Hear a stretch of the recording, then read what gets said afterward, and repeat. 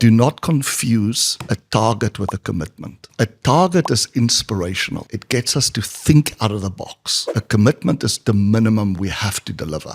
Have you ever wondered what makes some entrepreneurs successful and others not? Perhaps you haven't reached the level of success that you want, but you know that you could if given the right framework or way to accomplish it. Have you ever wondered what makes some entrepreneurs different than others and how they get outsized results? That is what we're going to be talking about today.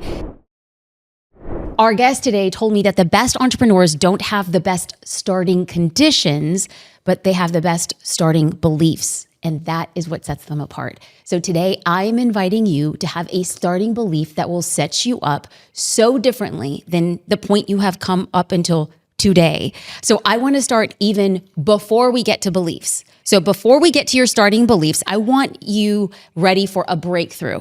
Until I couldn't think of somebody better to navigate this breakthrough. So I would like to welcome to the show, Dr. Alan Barnard. Thank you for being here. Thank you so much. I am, we met a bit ago. So I'm gonna tell my side of the story, and then you could color it in because okay. So I was invited to speak at an AI and efficiency mastermind, and I was invited to speak around marketing. And so I got an Uber down to Malibu, and I had arrived shamefully a couple minutes late. But when you're working at an AI efficiency mastermind, they were starting on the dot. Yeah. And so I come in like maybe 3 minutes late, and we've already started, and it was in a home. It was in a private home. It was very beautiful. Yeah. And in the back row, I was like, I'm gonna scoot in, and I'm gonna get past. And so as I'm walking in, I see a gentleman seated.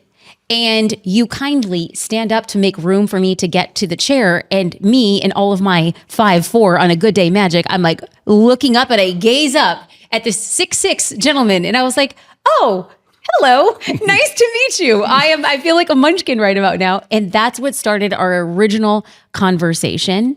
And so tell me, how did you get to that same mastermind? So I got introduced through a good friend of mine, Jay Abraham, to Nick Sonnenberg. Okay. Who runs that mastermind. Yes. And the two of us has become very good friends, and he's invited me to attend a mastermind as a guest speaker. So I often contribute and talk about the things that I'm really passionate about. Okay. So for those of you guys who remember, Nick Sonnenberg was a guest on my podcast. I'll be sure to link it in the show notes. So you and I are at this mastermind, and I believe it was kismet, and we were supposed to sit next to each other. And on one of the breaks, you start asking what I do, and I'm asking what you do. And you kindly bring out from your side bag a children's book. And you said, this is for your daughter. Yeah. And I thought to myself, okay, I don't know who this guy is, but I am about him. Anybody that brings me gifts for my kids, I was like, this is amazing.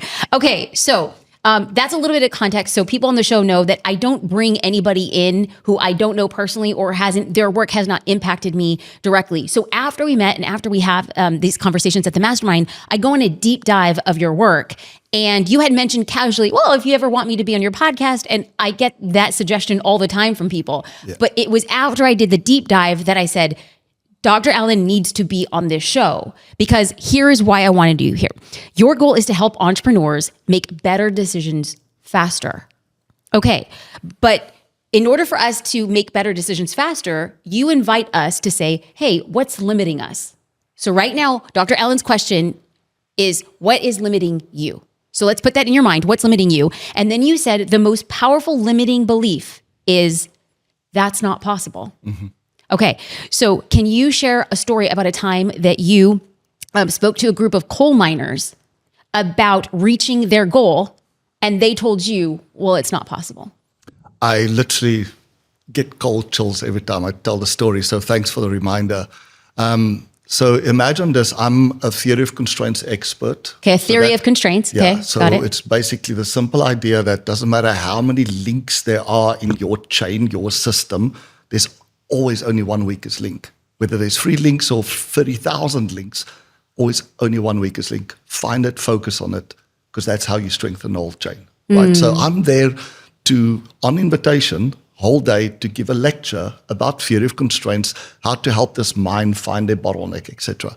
And I walk in, and the energy is horrible. I don't know if I'm sensitive to that, right? Same here. I'm a big guy, but I'm sensitive to energy. And so I asked around before we start, and I say, what's going on? And they say, it's terrible. There's a crisis here.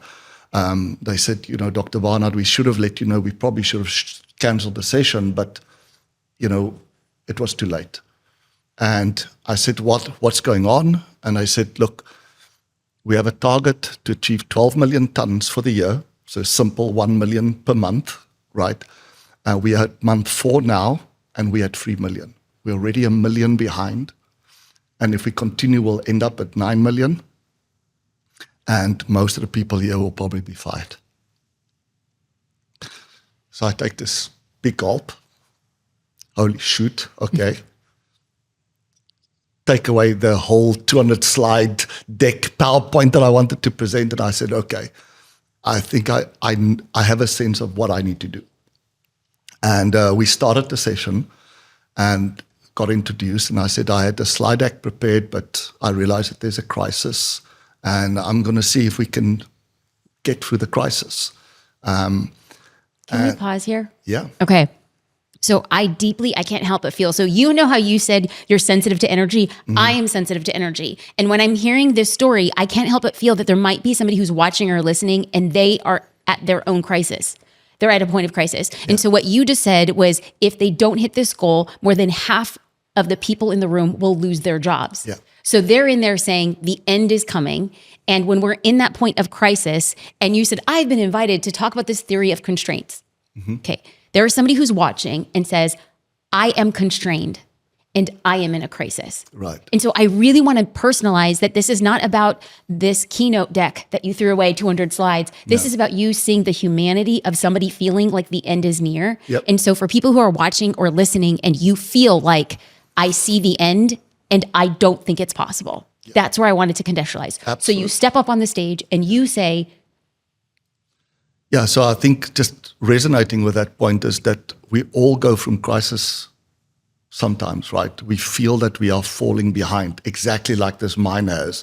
It could be that I've fallen behind in the targets that I've set for myself or committed to my investors if I'm a startup, or just in life, I feel like I'm falling behind, and the more I fall behind, the more impossible it feels to catch up. So getting back to this idea of impossible, right? So I'm going to link that back. So I get on stage and I said, before we start, I want to understand the problem, right? So got this 12 million that you need to get to. At the moment, you're at 3 million. Continue, you'll be at 9. Big problem. So I said, before we start, I want to make sure that this is the most important problem for everybody around the table. And there's 2 little tricks that you can use if you're working with yourself or with your team.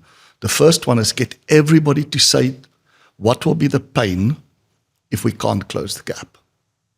How will this personally impact you? Not just the business, but you, your team, if we can't close the gap. And many of them said, we're not going to have jobs. We're going to pay penalties to the customers because we're going to be running late.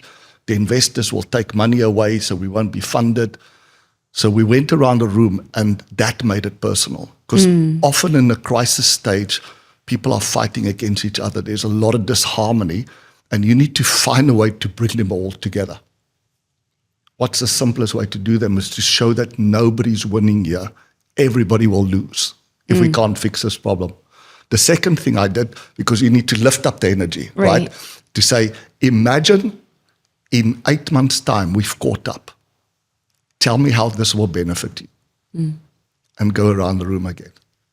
So first thing is, if in a crisis, it means there's a gap that feels impossible to catch up on. So what's the pain if we can't? What's the gain if we can? That's a great way to start, whether it's a personal crisis or business crisis or relationship crisis. Have that discussion with yourself, with your team, with your partner. Beautiful. So we started with that, and that lifted up the spirit. And I said, okay, we're only going to do 2 things. And to be honest with you, I didn't know what number 2 was. But it felt like if I said one thing, it would have been insufficient. Okay, so you tell this group of coal miners, and I'm imagining big, rough guys. Huge guys. And you're very svelte, South African, very nice, chic glasses. And so you're speaking to this room of like rough men, and you said, we're going to do 2 things. You don't remember the second thing, but the first thing. No, I didn't know the second thing. Never mind, I didn't remember it. I literally didn't, but it just felt like I needed to have at least 2 things, right?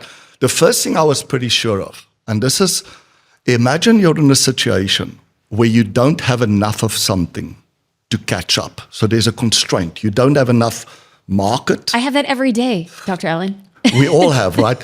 You either don't have enough demand, which wasn't true in their case. They just didn't have enough capacity or capability to meet the demand.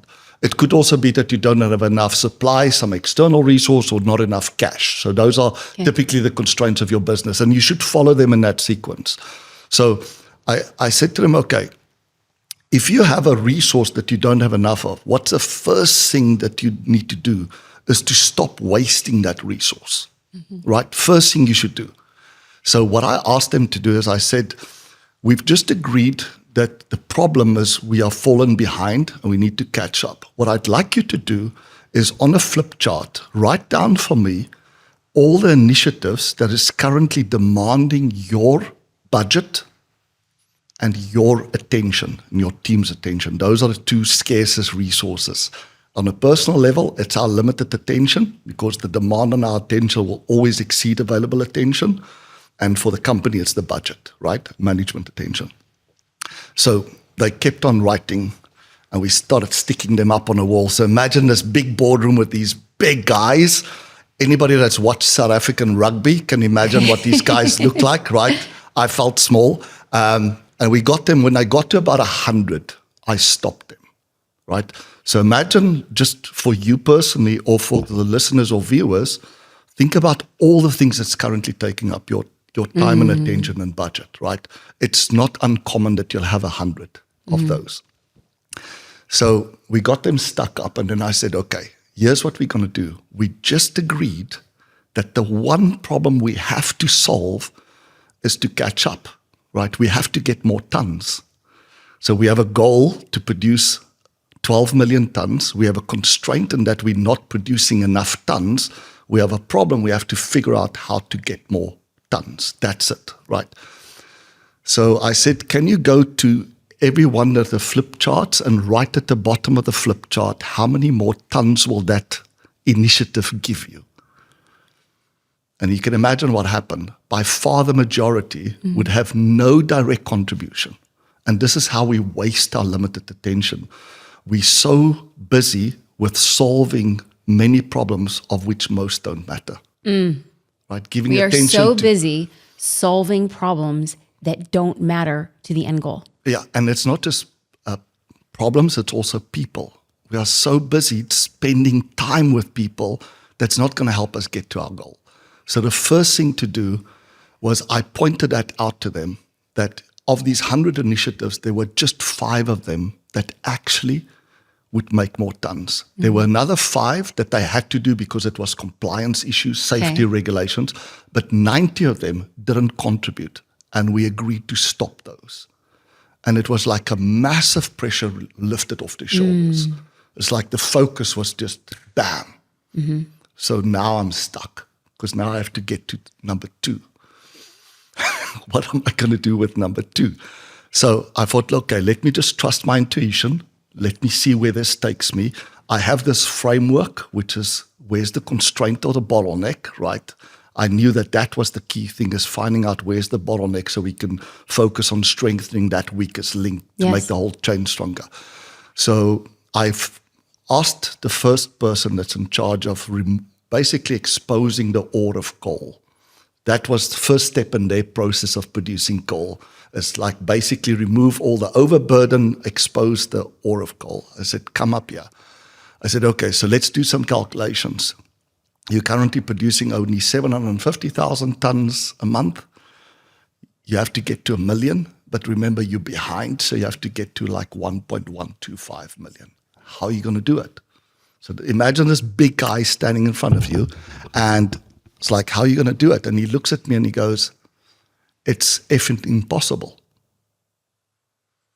Now, what do you say? At that stage of my life, this was in the early 2000s, I had no mining experience, 0, right?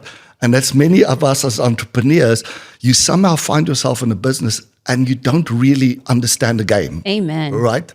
And you have to figure it out. So I'm standing there and there's no magic wand or silver bullet that I can give them.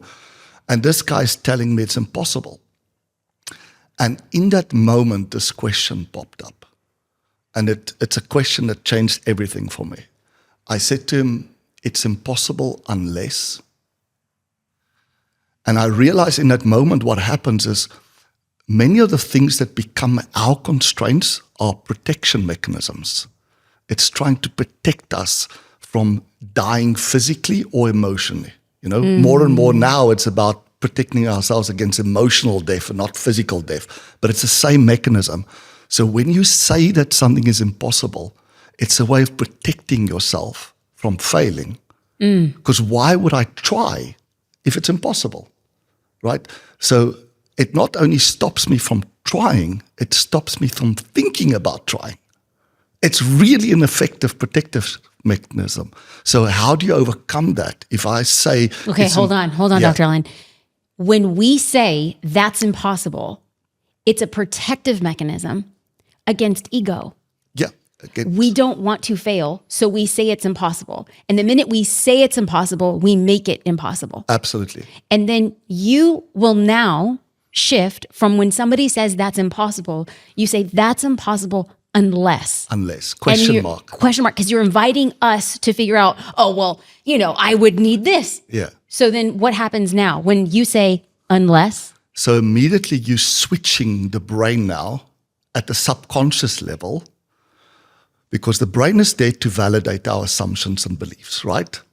So as soon as we say something is impossible, it immediately will find evidence to say, yep, you're absolutely right. This is absolutely impossible. Why would you even try it?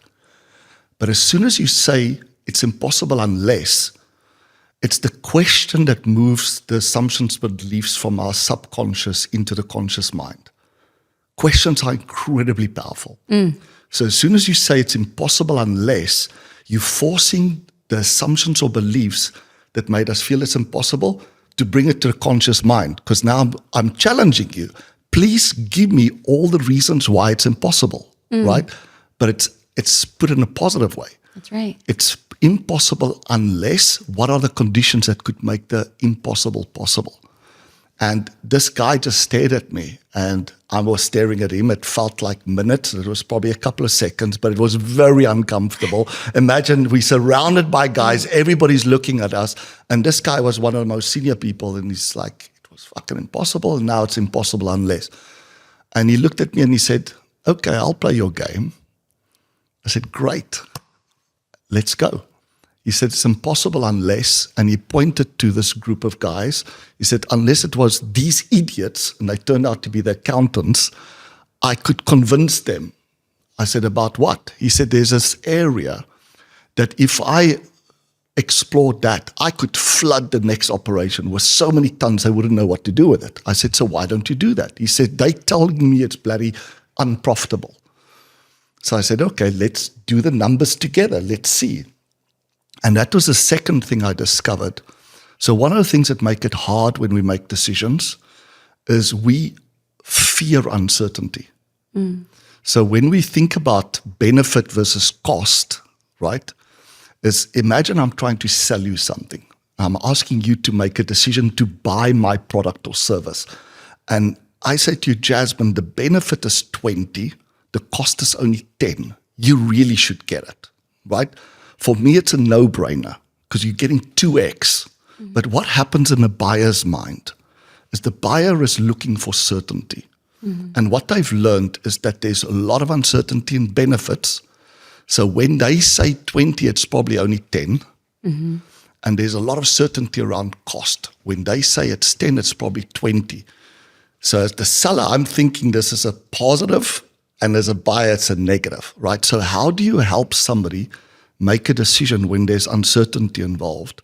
And the simplest way to do that is think about worst case. Worst case benefit, worst case cost. Okay. So if the worst case benefit is still much greater than the worst case cost, it's a hell yes decision. Do you agree? I agree. So that's what I got him to do. I said, tell me what is the worst case benefit that we'll get if we can mine that operation. And we did the numbers together and he said, I can go from 750 to probably 1.2 million Worst case benefit. 1.2 million tons of coal. Worst case scenario. Yeah. So I can basically go from 750, add another 500,000 tons to that. We said, what's the numbers? Multiplied by $100 per ton, $50 million, right? Now I said, okay, so tell me the worst case cost to be able to do that. And he said, it's a lot and we don't have budget. I said, let's just go through the numbers. He said, well, I'll have to hire this piece of equipment, that piece of equipment, get these people. Worst case cost was $5 million. Now, for him, he never even asked for this. Because why ask if somebody will just say no? Because remember, you're budget constrained, you're not achieving your target, there's no budget. So that's another part of this. When we think it's impossible, is because we think somebody else will say no, and there's no way we can convince them. So why even bother asking rather than just doing the numbers? And that really opened it up. So suddenly we turned to the accountants. We said, guys, can you help us out? We can give you a bare minimum of 50 million positive benefit. Maximum cost is 5 million. Would you go for it? No, it's a no-brainer. That's a no-brainer. Absolutely no-brainer. And then all that we did was we repeated that same exercise with all the other links in the chain, all the other steps. It's impossible for you to catch up unless. And what happens in that unless condition is we start problem solving. We're starting to come up with all the reasons, right? It's like, think about, say you launch a new book and I say, Jasmine, how many do you think you'll sell? And say, well, most books don't sell their first print. That's how bad it is, right? So if you're selling a few thousand, you're already doing really well. And you might say, if I could sell 10,000 or 50,000, that would be amazing. And I would ask you, I want you to set an impossible goal, right? So keep on increasing either the magnitude or reduce the time you give yourself until you say, now it's impossible. And then I'm going to ask you, it's impossible unless. And what will happen is those few unless conditions will immediately pop up. I have to tell you, in researching, doing the deep dive research in preparation of the podcast, I heard that the unless question, and I have used it 4 times in the last 2 weeks when somebody said I couldn't do that or that was impossible, and they solved. Because all of a sudden we had something that was solvable. If you tell me it's impossible, okay, I can't do anything with that. You say it's impossible unless, and then you give me this totally far out that would never happen, and then we could say we could make that happen. Here are the steps to make it happen, and it became a self-fulfilling prophecy that it was the unless component that I then became to solve for. And then secondly, after doing the research, you had asked the coal miners, what is our one goal? Yeah. And it forced me to look internally on the team. And I assumed that the team knew what's our one big, massive goal for 2026. And so I sent everybody an individual message. And I said, can you please reply? While I don't need the details, please be specific. Yes. And I'm really proud that the team all responded that we knew what the goal was. And there was one team member who maybe didn't have as much close proximity to the financial outcome that we were going for. And it allowed me the opportunity to say, you're not dreaming big enough. This is going to require a different version of you to get this outcome. And she immediately got on board. And so I just want to say that I started immediately implementing with myself. I have a big goal for 2026 on a personal front. And I immediately said, I can't do that. I can't do that. I can't spend that. It's an investment for me. I can't spend that every month. I can't spend that every month. And then I asked myself, well, I can't spend that unless what? What needs to be true? And then I just reversed engineers financial numbers and growth that we would need to do. And then I said, okay, I think we can do that. So I'm going to earn myself to overcome the impossibility. So that's why I wanted you on the podcast, because I was out here like home spinning this for myself, but for people to hear that you did this with coal miners, and then you've done this with entrepreneurs, and you've done this with states, you've done this with countries. Thank you. Thank you for helping us get out of our own way and asking ourselves, unless. Okay, so if we want to hit our goal, one of the things that getting into specific alignment, you had said, if you want to hit a goal and you maybe have like a small team or a few people around you, you said, what do you need to stop doing? Can you expound more on the importance of if we singularly focus on our goal, and people will say, well, this is really important. But how do you create that hierarchy? Okay, team, we're stopping to do this. So I told the team, we're going to be stopping something in 2026, and all of their jaws were on the floor. Right. They're like, it doesn't make sense. So how could I have gotten better at communicating, this makes us money, this is good, we're going to stop doing it because it's a distraction from the big goal? Yes. So we all know the power of focus, yes. right? We all know we should focus, but most of us don't, right? And some of it is because of ADHD and other characteristics, and others is because we're just not clear enough about what we really want. So I'll give you an example of how important it is. Say I asked you, Jasmine, how long will it take you to do a one-day task? One-day task? Yes. How long will it take you? Well, wouldn't it take me one day? So the right answer would be it depends. Okay. But it depends on two things. The first one is the variability in the task itself. Because when I say one day, it means on average it should take you a day, right? Okay. Now, best case scenario, you might find it's a little bit simpler than what you expected, or you were actually more skilled than what you expect.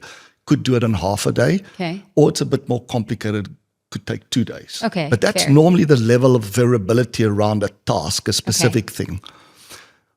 The other it depends on how busy you are, Yes. right? So if you had nothing else on your plate, on average, it would take you a day because you could start immediately.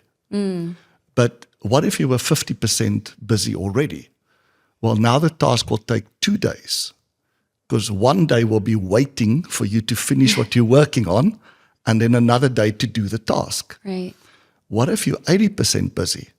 So now it has to wait 4 days in queue for the other things that's occupying your time and attention and budget, and then the one day doing. So it takes 5 days. What if you're 90% busy? The same one day task will take you 10 days. And here's the killer. What if you're 99% busy already? It'll take 100 days.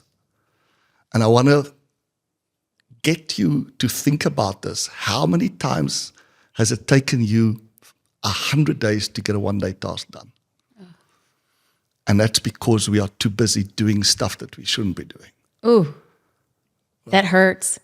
I know it hurts all because of it's us. so true. Yeah. And that's why that first step has to be, after you've set this goal that's so ambitious, it forces the mind to focus, right?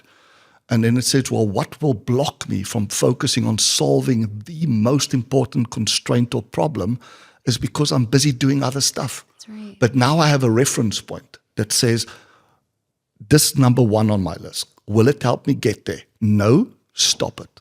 Or at least freeze it. Number 2, will it help me? No. Or just a little bit. No, I need big steps, right? That's why that step 1 of what to stop doing is so critical. Oh, I love it. I mean, I hate that. I hate it. I know. I hate it, but it's so right and it's so true. It's so fun to start things. It's so hard to stop things. So, Absolutely. So fun to say yes, so hard to say no or not now. Especially, and I might add to this, especially when something is successful. On paper, we have a lot of ventures that are very successful and that are contributing like profitably. Yes. But they are a distraction to the much big step that we need to take in a different direction. And so that's hard. It is hard. It is hard. And I feel after listening to a lot of your work and then this conversation, I'm confirmed. Last night at dinner, I was talking to my husband and I said, I think we need to stop this. And he said, how did you get to that decision? I logically laid it out. And he said, great. So why haven't you already cut it? And I said, well, because I want optionality. So I don't need to make the decision now. So I'm going to wait till the very end because I need to see how the year is shaping up. And he said, it sounds like you're dwelling in a place of hedging your bets. Yes. And I was like, well, absolutely. 100. Right. But we have to understand optionality first, right? So what is a good option? A good option, if you think about option traders, right? They're really good at selecting options. Yes. Right? So they buy options. So what are they doing? They're looking for an option that has a big upside if it works and a small downside if it doesn't. Yes. That's a hell yes option. Yes. Right? The hell no option is one that has only a small upside if it actually works and a huge downside if it doesn't. Okay. those are the ones that we absolutely should stay away from. And those stop are easy doing. for me. I'm the queen of no. Right. My friends will call me the queen bubble popper because they'll come up with like, I like this idea. I was like, no, it won't work. Yeah. It's the ones that for me are, there is a positive upside. And even if it wasn't as good, it's not that much of a low side. Okay, but I want to challenge you a little bit. Please do. One, this is not in my notes. It's making me a little uncomfortable, but okay. So thinking about that it might not work is not a good way of deciding whether it's a good option or not. Or it might not be as profitable. Okay, let me give you two extreme examples. Okay. You have an option to play the lottery or Russian roulette. Okay. Okay, so lottery, very, very big upside if you win. Yes. Right? Very small downside if you lose. You lose a couple of dollars, right? Yes. But what's the probability of winning? Is almost zero. But is it a good option? Yes, because it has a huge upside if it works, very small downside if it doesn't. Whereas if we evaluate it by the probability of success, because again, we're trying to protect ourselves from failing, we might have given up on that. Now compare that to Russian roulette. What's the odds of winning? It's 5 out of 6. There's not many things in life that you have such high odds in your favor, right? So because we are so drawn to certainty, we might inadvertently pick options that are actually like Russian roulette. Why is it such a bad option? Because what's the upside if we win? We stay alive. Right. We were alive before we started, right? What's the downside if we lose? We lose our head, which is kind of an important part, right? So it's all about us not thinking about the probability of success, it's thinking about the impact of success that makes all the difference. So when you give that framework to yourself and to your team, it'll help you and all of us select better options. Dr. Alan, I feel very annoyed right now. I feel annoyed because it's so clear. Yeah. It's so clear. And I came in with this example that I have this conversation with my husband, but what it brought up for me were 3 other things. 3 other things that the upside is not the lottery ticket. Everything that I am deciding between, I am in a place in my life where I want the lottery ticket life. Yeah. And I'm playing the lottery while having 2 Russian roulette opportunities in my back pocket. And I'm not thinking about it that way. Yeah. Hot dang. Hot dang. There's another thing about setting really big goals that are so ambitious it feels impossible.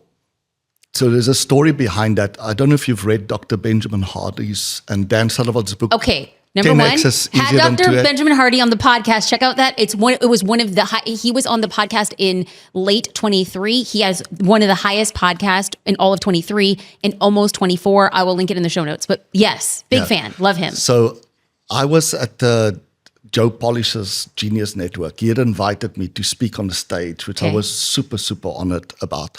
And we were setting up for the interview. And Joe said, while we're setting up, I'm just going to ask the audience, I want you to think about 3 things that can increase the profitability of your business, because there's a group of entrepreneurs, can increase the profitability of your business by 10%. Think of 3 things, right? So we continue setting up and we're about to start up and he says, oh, by the way, Dr. Barnard, what did you think of my question? And I said, it's actually a very bad question. And he's like, what do you mean? I said, well, how many ways are there to increase the profitability of your business by 10%? There are many, many, many ways, right? I can increase it by increasing my selling price, by increasing the volume that people buy, the frequency that they buy, the variable cost reduction, operating expenses. There's so many ways. I said, so if as entrepreneurs, we are trying to find the one thing to focus on, it's difficult. Using percentage as an improvement target is a really bad idea. Whether it's 10% or 100%, it's still too small, which means there's too many opportunities. And I'll get back to having the 100 list of things that I'm working on. Because each of them can help a little bit. And a cent plus a cent plus a cent plus a cent will finally accumulate to a fortune? No, it can never. So Joe asked the group, how can you increase your profitability by 10%? Yes. And then you even said, you took it a step farther and said, if you would ask them, how do they increase the profitability by 100%? You said that that's still too much? It's too still. So I said the right question would be, ask them, is there one thing that can increase your profitability by 10x, not 10%, or by 100x, not 100%. Wow. And I said, so think about that. How many ways are there to increase your profitability by 10x? There's very few. There might only be one. But that forces the brain to find that one. Because even if you are only 50% successful, it's still 5x or 50x, right? So that's the other element of it, it's really important to set very, very ambitious goals to the point where everybody says now it's impossible for two reasons. One is that it will help you to find that one thing. Yes. The other thing is, I want you to think about what happens when we say that the goal is realistic. Why do we say that something is realistic? It's because we think we know how to do it. Else we wouldn't call it realistic, right? Right. But that means we won't think out of the box. Correct. It's only when we set a goal that's absolutely impossible and then we ask ourselves it's impossible unless that we think completely out of the box. So those are two really, really strong reasons to set very, very important and high goals, but there's a warning with it, both for yourself and for your team. Do not confuse a target with a commitment. A target is inspirational. It gets us to think out of the box. A commitment is the minimum we have to deliver. Ooh. When we turn a commitment into a target or vice versa, it immediately becomes a self-fulfilling prophecy. People will argue and fight to get the target to become lower and lower, and then you're stuck. Don't confuse the target for the commitment. So this feels like a very good segue. Yes. We're talking about 10x thinking. We're talking about that being a forcing function to cut away all the other noise and say, this is the thing I'm going to focus on, because even if I only reach half of that, it's still better than any of the other options or paths that we could have chosen to. Okay. Now, when I say this, a lot of entrepreneurs are overwhelmed and they feel very overloaded. And so when we're all of a sudden getting down to the things that we could be doing, we're lessening it, but it also helps us or impedes us from making good decisions. Because all of a sudden we're like, okay, there's so many factors. Yes. Can you explain why and how we can make good decisions faster? So what if I had this like 10x idea and I was like, okay, I can get down into maybe there's like 2 or 3 and all of a sudden I'm paralyzed between, well, which one do I choose? How do I make a better decision faster? Right. So I want to go back to that 100-day, one-day task, Yes, right? yes. So the first thing that we want to do there is, how do I get a one-day task to take 1 day, Yes. not 100 days? Yes. Is don't overload yourself. Well, That's a key thing. I mean, yes. So stop, constantly evaluate what's on your to-do list and just stop most of them. Because unless you do that, everything will take 100 days. That's the problem, right? Right. Every one-day task will take you 100 days. And stuck in some of those 5 tasks out of the 100, those are the ones that really, really matter, that can change everything for you. So by stopping the 90 at least, will release a lot of capacity. And now a task that used to take 100 days can take 10 days or 5 days or maybe 1 day. So that's the first part. When it comes to decision making, so imagine I have these few options left, and I still have to pick between them. Yes. So there, a really useful framework to use is a framework that Jack Canfield popularized in his book, Success Principles. It's E plus R equal O. I don't know if you've ever heard of that. No. So E plus R equal O. So E stands for events. So these are the things that happen to us. They can be positive or negative.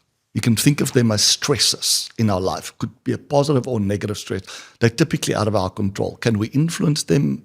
Probably, but they're typically out of our control. The R is for response. And the O is for outcome. Right? And what Jack Canfield used this formula, he said that the number one principle of success is to take 100% responsibility for the outcomes that you get in your life. If you blame the events, you can never move forward, because then you completely expose the randomness of life, right? So what I do with that formula to help even kids make better decisions is to say, let's have some fun. Let's look at the math behind this, right? So imagine a positive event happens to you and you have a positive response. So I say, Jasmine, wow, you look beautiful today. And you say, thank you so much. My energy levels was a little bit down. That really made me feel positive. So it's a double positive outcome, right?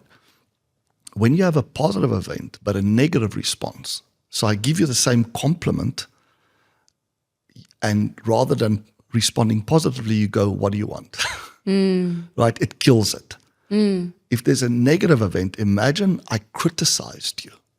And rather you defending or attacking back, you go, oh my God, sounds like you're having a bad day. How can I help? It wipes it out. Negative event, negative response, double negative, right? Got it. That when it comes to decision making, this is as a sort of a decision making 101 that we teach the kids. It's a really good formula to think about it, because it also helps us to think about the mistakes that we can make, right? First mistake is with an E, is we don't distinguish between noise and signal. Noise is all the things that are happening that we shouldn't respond to, but we are. How can I stop most of that? The signal is those 5 things or 3 things that I should concentrate on. When it comes to the R, that's where it gets deep. We often don't respond, but we react. We make about 35,000 decisions every day, which is, based on what you said previously, is where part of the overwhelm comes from. Right. We are completely overwhelmed. And unfortunately, women suffer from this much more than men. There's something called decision fatigue. It was picked up first when I studied parole board judges, and I tried to figure out what gives a judge the reason for granting parole or not. And what I noticed is, beginning of the morning when court starts, about 60% of people get parole. Before lunch, 0. It's like, what the hell is happening? Is there some bias? Are they scheduling the court with all the easy cases in the front and then the most difficult? And I found out it's decision fatigue. So as you are fatiguing your mind, it gets overwhelmed. It will default to the safest possible decision, which is, in that case, don't grant. But in our lives, it's don't take action. That often feels like the safest decision. And women struggle with this much more than men, simply because you're making many more decisions than we do. You're thinking about everybody, including like what to wear. Woman thinks about that for an hour a day. Most men, 5 minutes, right? So that's the part is why do we react? Is because we feel overwhelmed, and then we react emotionally. So we over or underreact. And that's the biggest mistake we should prevent. It's to say, of all these decisions that I'm making every day, the majority of them don't matter. That's the good news. They really don't matter. What I'm wearing, what I'm eating, how I get to work, but there's a few of them that really matters a lot. And those are the ones that we want to think about. Right, so Daniel Kahneman, who wrote the famous book, Thinking Fast and Slow, he called it System 1 and System 2. He said System 1 is our fast and automatic mode of thinking, right? You're not even thinking about it. System 2 is our slow and more deliberate way of thinking. So if it's a really important decision, the worst advice that you can get is to go 5, 4, 3, 2, 1, decide. It's terrible advice. I cringe every time I hear somebody give that, because it's only valid under one condition. When you have built up so much intuition about that subject that it becomes instinctive. Got it. Right? But if you don't, if you are new to it, the worst thing is to trust your gut. You haven't put in the 10,000 hours to become an expert. Rather phone somebody that has that expertise. So the first mistake is the events. We respond to things we shouldn't. The R part is we react, we don't respond. So how can I slow myself down? And often that comes from being comfortable with not knowing. As soon as I realize I don't know what the best response is here, I need to think about it. Mm-hmm. That gives me that space, that small little space that I need to get into flow. I don't know if you know that there's 5 F's when it comes to stress responses. Fight, flight, freeze, and that I don't know the other 2. Yeah, so the easiest way to remember it is imagine you're in the wild okay. and there's something really dangerous coming your way, right? The safest option is to flee. If you can, flee. Right? If that's not an option, then it's freeze. Stand still, hope they don't notice you. Okay. Right? Okay. Number 3 is fawning. So it's different from freezing. It's actually playing along, being completely subservient, pleasing them, and hoping that they won't kill you. Okay. Right? Which is often the best option, right? Then if that doesn't work and they're really starting to attack you, then you have to fight. Those are the 4 instinctive F's of stress responses. But there's another one, which I know is an important word for you, flow. Oh. Right? What does flow mean? It means pausing and igniting your cognition rather than intuition or instinct, which is the fast and automatic way. And let me think for a moment. Let me be conscious of what's happening around me and see what's the best possible response here. So when I'm in flow, I become hyper-productive, hyper-creative. But it requires that pause. And I can pause by breathing, by just taking a deep breath. I can pause by saying, I don't know what the best response is. Let me think about it, right? Whatever you need to do to get you to pause, that triggers the system too. Makes you think about it. Oh. What are my options here? What is the best option? Okay. Events plus response equals outcome. Yes. My greatest opportunity, I have become so much more honed, much to the chagrin of many of the people who I've been friends with, is now I know the signal versus noise. I've cut a lot of noise out of my life. Yeah. By cutting out noise, I've also cut out people and time spent with people, and that's been difficult. But now my signal is so clear. Right. What I need to do the deep work on is not having a reaction, but a response. Let me clarify. Please. So I don't set confusion. If you have built up enough intuition about something, enough instinct, you should react in fully automatic mode. Mm-hmm. It's when you haven't that you should respond. Where you want to think deeply. So it's slowing down your thinking will help you make a faster decision.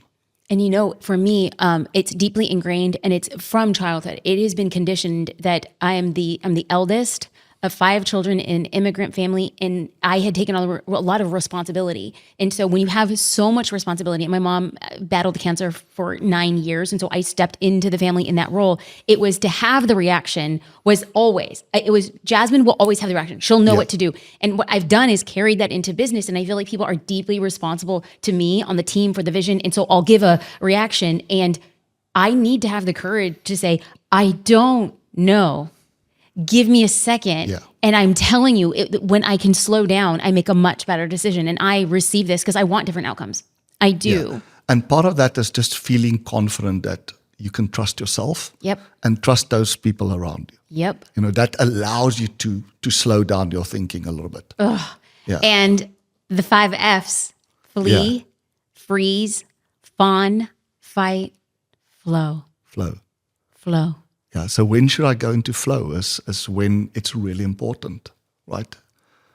That at least I should take a few seconds or maybe minutes or an hour to really think about it. So the last mistake is what happens with the O.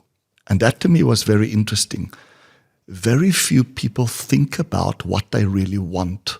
And it turns out that that's massively important to decide how to respond. Good God. Right? It's like, I remember, it's like you have kids that are naughty, right?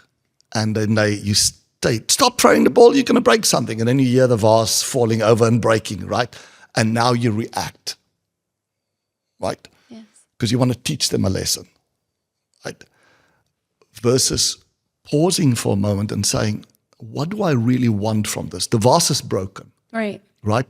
I want him to really learn the lesson.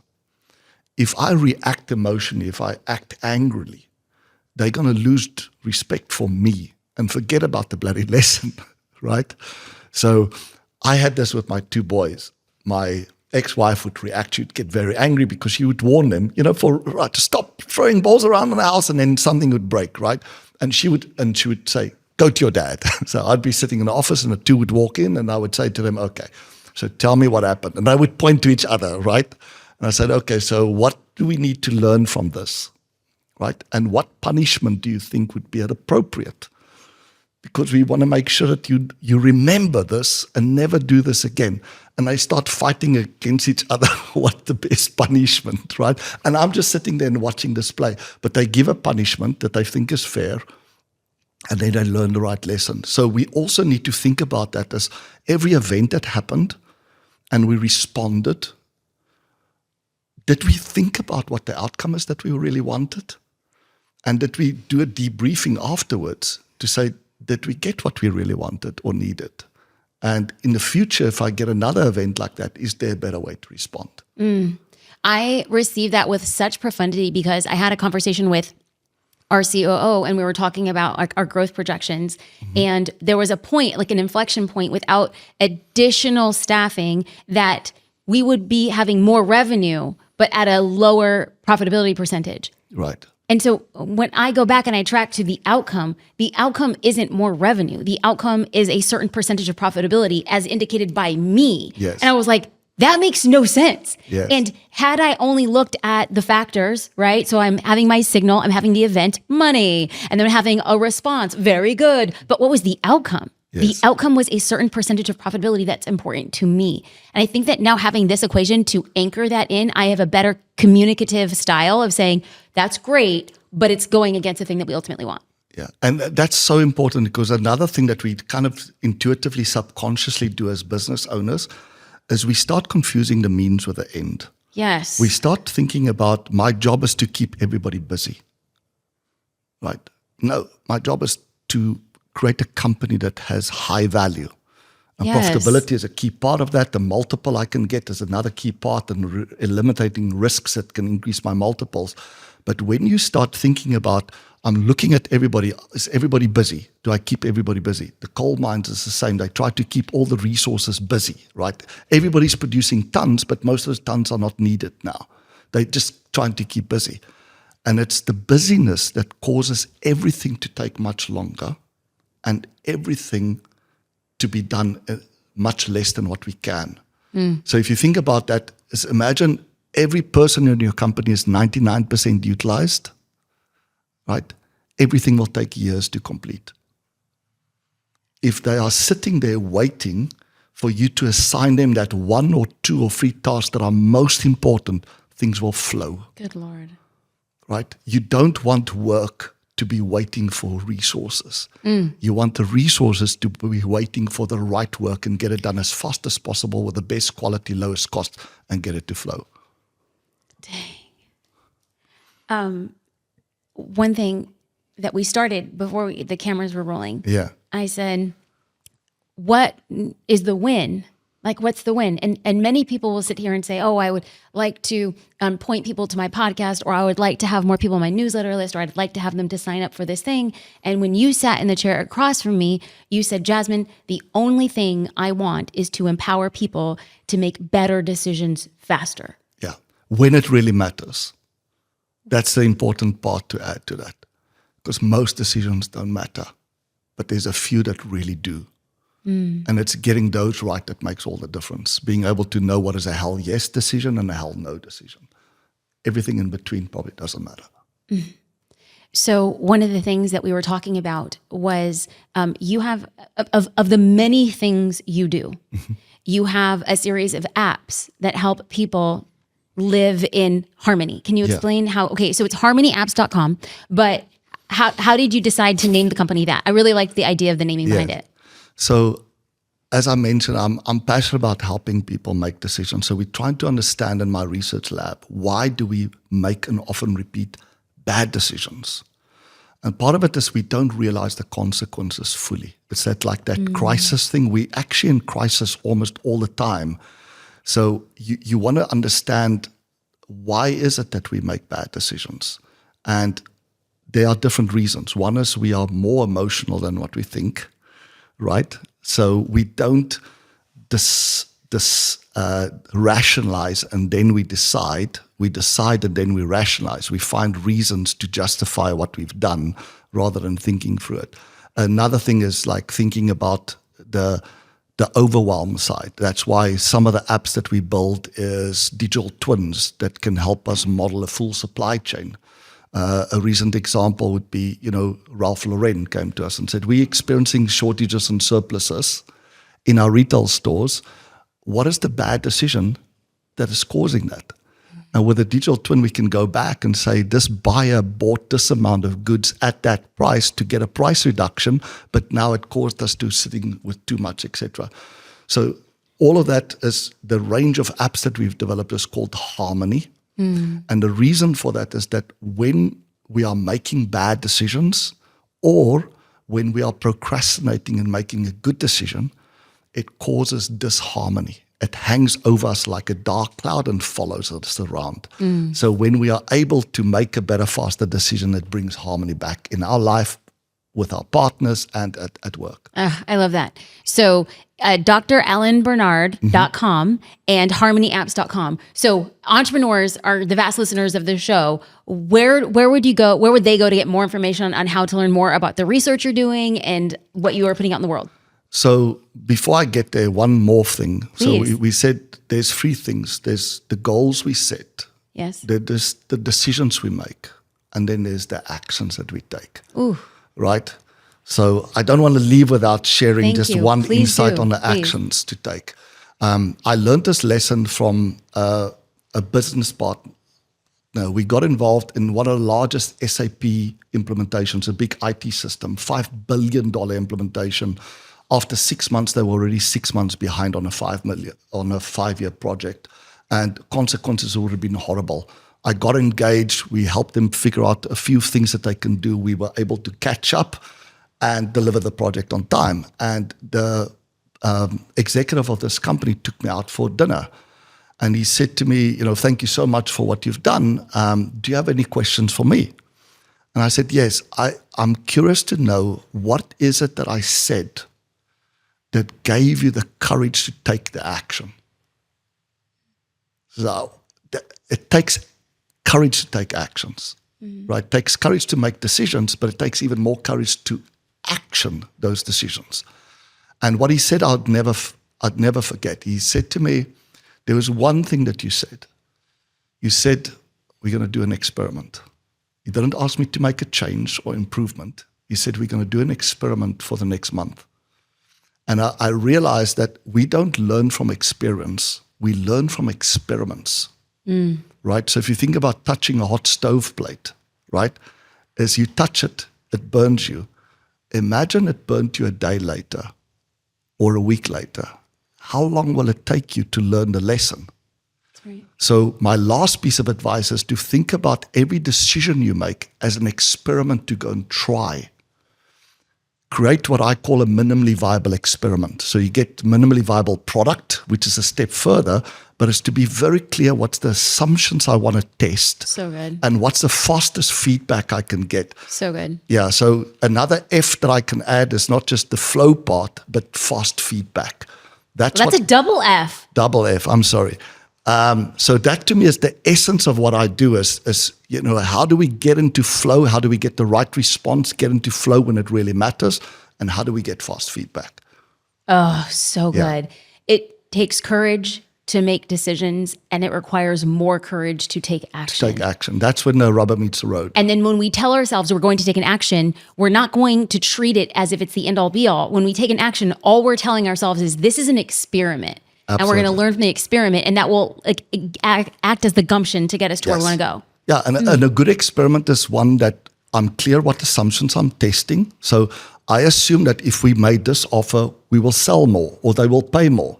Great. What's the fastest way we can test that assumption before we even build a product, right? So good. That's a key thing. So getting back to your question about the apps. So we've built various apps. They're all under the harmonyapps.com. You can go there.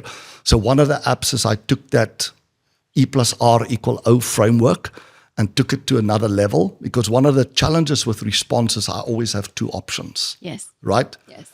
So I can change something or not, or I can change one thing, change another thing. So I developed this method called the Procon Cloud, and there's an app there called Harmony Decision Maker, and that will help you to find out, is the problem that you're trying to solve really important enough? What's the options you have? What's the positives and negatives of each option? Because that's the other complexity. We think response equal outcome. There's always two responses and always two outcomes for every response. So it teaches you how to think about your options, what's the pluses of both and the minuses of both, and then pick the best option, one that gives me all the pluses without any of the minuses. So that's a Harmony Decision Maker app, and then we have a whole range of digital twins that people can use to model their process. Do you see why I had this man on my podcast? He's a researcher that's coming in and teaching us how to make decisions, and then he's contextualizing it for entrepreneurs specifically. harmonyapps.com. To get more information about him, it's dralanbarnard.com. Thank you. Thank you.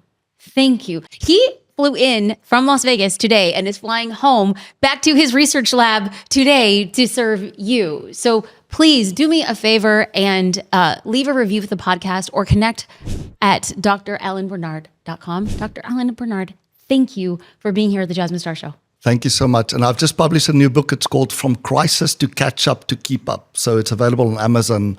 They're welcome to check it out. Great. Check it out and leave the man a review, y'all. Thank you again. Thank you so much.